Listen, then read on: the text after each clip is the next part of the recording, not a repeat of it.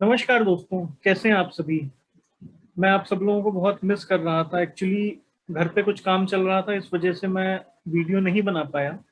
But आज मैंने सोचा आज मैं वीडियो बनाता हूं और आप लोगों को कुछ बैंक्स के बारे में बताता हूं जो अच्छा परफॉर्म करने वाले हैं और मेरे ख्याल से आपको अच्छा प्रॉफिट दे सकते हैं अगर उसमें पैसा लगाया जाए। ये मेरा अपना ओपिनियन है और आप अपना ड्यू डिलीजेंस यूज करिए और खुद से एनालाइज करिए और उसके बाद ही इन्वेस्ट करिए।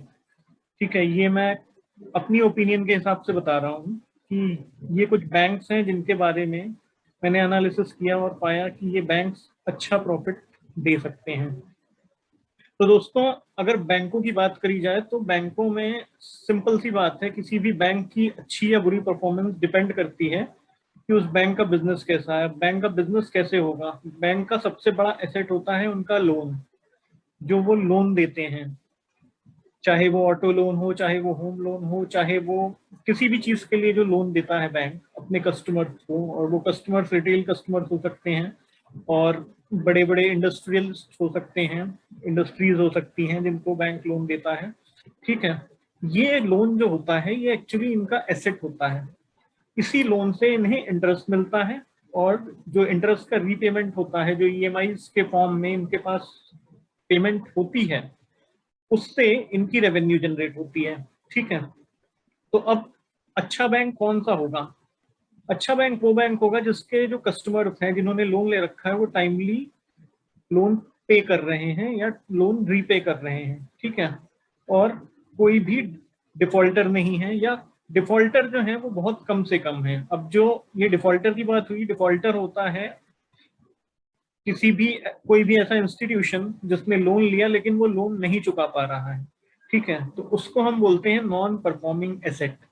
तो मोटी मोटी भाषा में अगर मैं बात करूं तो नॉन परफॉर्मिंग एसेट जो है किसी बैंक के जितने कम होंगे उतना ही बढ़िया उस बैंक का परफॉर्मेंस होगा। ये सीधी सीधी बात समझ लीजिए। ठीक है, दूसरी चीज आती है करंट अकाउंट और सेविंग्स अकाउंट की। तो करंट अकाउंट और सेविंग्स अकाउंट जिस बैंक के ज्यादा होंगे, वो बैंक आप कह सकते हो कि अच्छा बिजनेस कर रहा होगा, कस्टमर्स को उस पर ट्रस्ट होगा, इसीलिए लोगों ने उस पर अपना करंट अकाउंट सेविंग अकाउंट खोल रखे होंगे।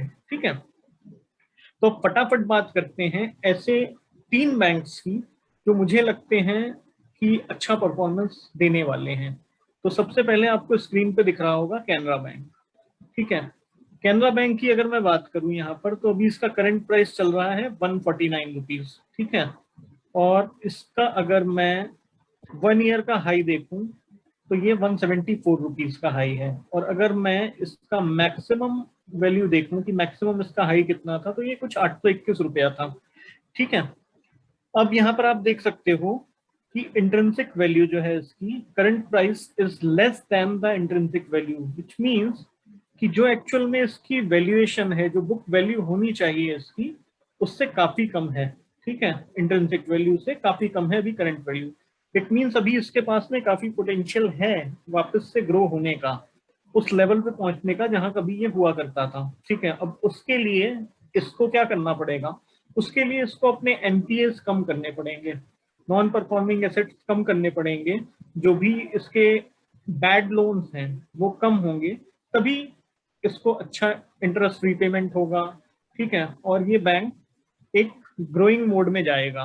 ठीक है, तो अगर मैं बात करूं, न्यूज पे जाता हूं, तो न्यूज पे आप देख सकते हो Canara Bank Q1 review, receding corporate risk, improving core dollar capital, which means कि इनके जो कॉर्पोरेट रिस्क हैं या जो एनपीएज हैं वो काफी कम हो गए हैं। ठीक है, और कैनरा बैंक का जो प्रॉफिट है, इस वाली न्यूज पे देखें, Canara Bank Q1 profit up to 3x। Correct, तो इस बैंक का जो प्रॉफिट है वो 3 टाइम्स हो चुका है इस Q1 क्वार्टर के लिए, विच मीन्स बैंक जो है वो तरक्की पर है। अब जरा फाइनेंशियल्स देख लेते हैं। फाइनेंशियल्स में आप देखोगे इनका जो इंडस्ट्री ग्रोथ हो रहा है, इंडस्ट्री रेवेन्यू ग्रोथ हो रहा है, वो हायर है as compare to usual industry growth. इनका मार्केट शेयर इंक्रीज हुआ है। टोटल रेवेन्यू अगर आप देखोगे तो 93,000 करोड़ ये इनका टोटल रेवेन्यू है, और उस रेवेन्यू में जो नेट इनकम है वो भी पॉजिटिव है, राइट। ये देखो आप यहाँ पर, ठीक है। उसके साथ में अगर मैं बात करूं बैलेंस शीट की, तो बैलेंस शीट में अगर मैं देखूं कि इनकी करंट लाइबिलिटीज क्या हैं, तो इनके पास कुछ लाइबिलिटीज हैं जो लॉन्ग टर्म डेट हैं, वो यहाँ पर हैं, दिए हुए हैं, ठीक है। और इसका कैश फ्लो अगर मैं चेक करूं, तो कैश फ्लो आप देखोगे, कैश फ्लो भी काफी पॉजिटिव है। इतना सारा cash flow, free cash flow इनके पास में है, इट मीन्स बैंक तरक्की पर है, ठीक है। और अब अगर बात करूं कि इसके टारगेट क्या हो सकते हैं, तो अभी आपका जो वैल्यू चल रही है वो 149.65 चल रही है, जो शेयर की वैल्यू है। और इसमें इसका जो 1 ईयर का हाई है, 52 वीक का हाई है, वो 174 रुपीज है। तो गिरी हालत में आप एक्सपेक्ट करके चल सकते हैं कि ये 174 तक, अपने हाई तक तो पहुंचेगा ही, और हो सकता है उसको ब्रेक भी करें। टेक्निकल एनालिसिस मैं यहाँ पर नहीं दिखाऊंगा आपको, क्योंकि मुझे ये वीडियो बहुत ज़्यादा लंबा नहीं करना, बहुत बोरिंग नहीं करना। तो ये हुई बात कैनरा बैंक की। दोस्तों अब बात कर लेते हैं यूनियन बैंक ऑफ इंडिया की। तो यूनियन बैंक ऑफ इंडिया का भी सिमिलर केस है जैसा कि कैनरा बैंक का है। इसका जो इंट्रिंसिक वैल्यू है, आप देख रहे हो, current price is less than the intrinsic value, which means intrinsic value जो है वो ज्यादा है as compare to current price. मतलब जो शेयर का अभी करंट प्राइस है, वो उसमें काफी पोटेंशियल है अभी और ऊपर जाने का, ठीक है। और यहाँ पर आप देख सकते हो एंट्री पॉइंट, आप अभी ले सकते हो एंट्री यहाँ पर, गुड टाइम टू कंसिडर, क्योंकि ये स्टॉक जो है वो ओवरबॉट जोन में नहीं है। 1 ईयर का अगर मैं हाई बोलूं, तो ये 45 रुपीज का 1 ईयर का हाई इसने बनाया है, अभी 37 रुपीज का चल रहा है ये, ठीक है। तो 8 रुपए का भी गैप है इसमें। और अगर मैं बात करूं कुछ न्यूज की इसमें, तो न्यूज निकल के ये आ रही है कि यूनियन बैंक ऑफ इंडिया का जो Q1 का स्टैंड अलोन नेट प्रॉफिट है, वो कुछ 1181 करोड़ का है, ठीक है, विच मीन्स बैंक तरक्की पर है, ठीक है।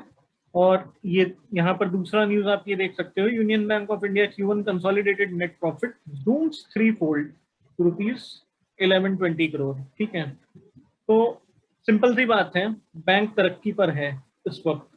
फाइनेंशियल्स की अगर मैं बात करूं, तो सिमिलर वे में जैसे कि कैनरा बैंक का सिचुएशन है, वैसे ही इनका जो रेवेन्यू ग्रोथ है वो हायर है एज कंपेयर टू इंडस्ट्री, 18.8% है। मार्केट शेयर इंक्रीजिंग है, और टोटल रेवेन्यू इनका 83,210 करोड़ है, ठीक है, जिसमें से इनकी नेट इनकम जो है वो पॉजिटिव है। पिछले क्वार्टर, पिछले फाइनेंशियल ईयर में देखो आप, बराबर निगेटिव में था, अभी ये पॉजिटिव हो गया है, विच मीन्स बैंक तरक्की पर है, ठीक है। अगर मैं कैश फ्लो की बात करूं, तो कैश फ्लो जो इनका फ्री कैश फ्लो है वो 198,000 करोड़ है, ठीक है। तो यहाँ से भी हमें सारी चीजें पॉजिटिव लग रही हैं इस बैंक के लिए।